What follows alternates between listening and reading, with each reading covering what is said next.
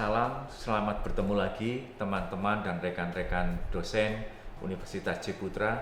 Kali ini saya akan memberikan sebuah tip-tip tentang bertanya atau membuat pertanyaan. Mengapa membuat pertanyaan itu menjadi sebuah hal yang sangat penting?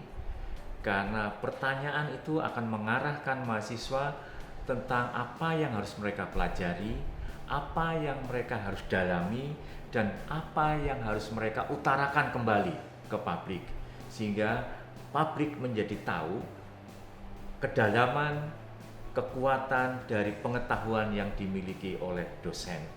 Kali ini saya akan menjelaskan tentang tip-tip tentang membuat pertanyaan, terutama berdasarkan teori Understanding by Design yang ditulis oleh Wiggins dan McTighe.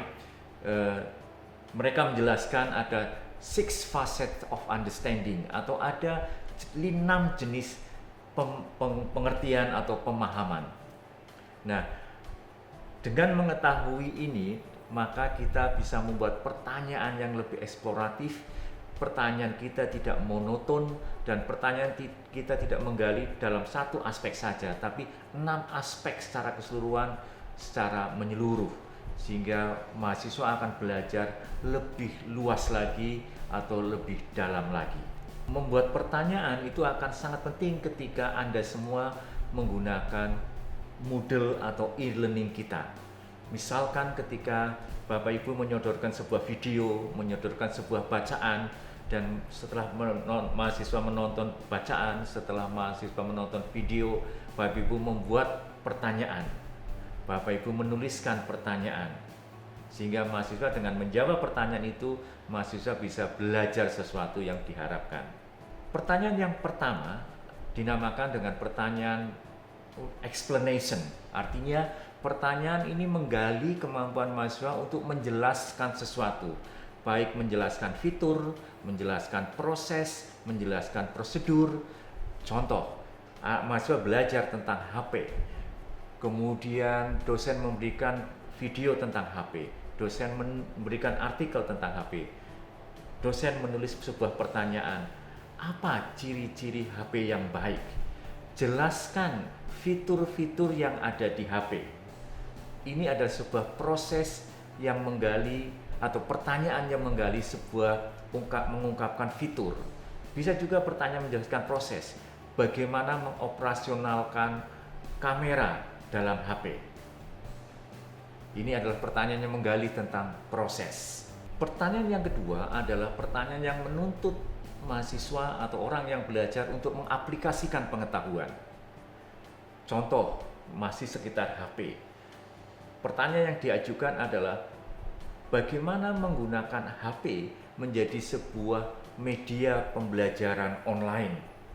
Bagaimana HP bisa digunakan menjadi sumber belajar. Ini adalah 2 jenis pertanyaan yang menggali mahasiswa untuk mengaplikasikan pengetahuan dalam sebuah konteks. Pertanyaan yang jenis ketiga adalah pertanyaan yang membuat mahasiswa harus berinterpretasi atau membuat interpretasi.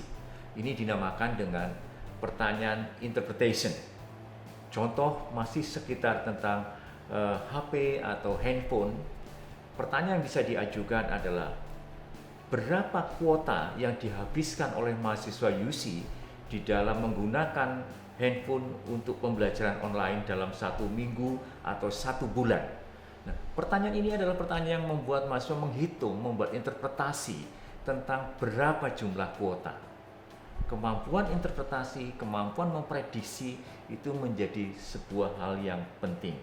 Pertanyaan yang jenis keempat adalah pertanyaan tentang perspektif, yaitu pertanyaan yang membuat mahasiswa menggali, mencari kemungkinan-kemungkinan atau cara-cara yang lain. Nah, kemampuan untuk menggali, menemukan alternatif yang lain menjadi kemampuan yang penting. Contoh pertanyaan tentang perspektif masih berkisar tentang HP. Misalkan adalah bagaimana menggunakan HP atau handphone sebagai tool of learning di dalam online learning supaya pembelajaran itu efektif atau efisien.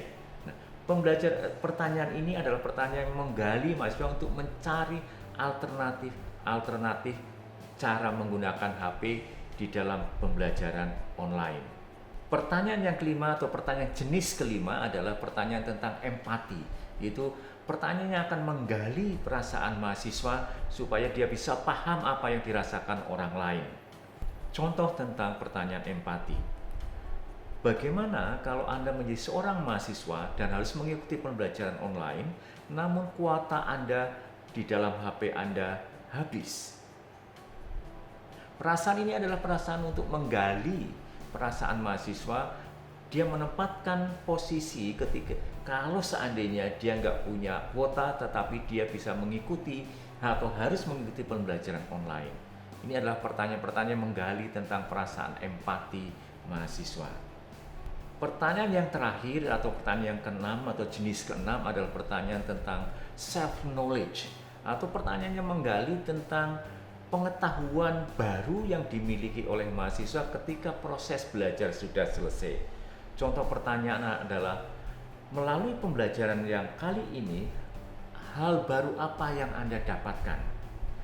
Hal baru apa yang Anda tidak akan pelajari lagi? Atau hal baru apa yang akan Anda lebih dalami lagi?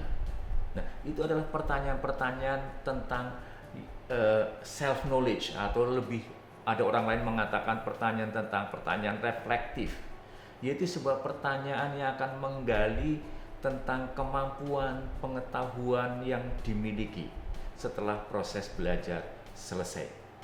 Baik teman-teman, mari kita sama-sama berlatih untuk membuat pertanyaan eksploratif yang sesuai dengan topik kita. Dalam satu topik biasanya kita tidak perlu membuat 6 semuanya, tetapi 3 atau 4 yang lebih bervariasi, yang lebih menggali sesuai dengan konsep atau kajian yang kita miliki dan terutama sesuai dengan capaian pembelajaran. Selamat mencoba dan salam.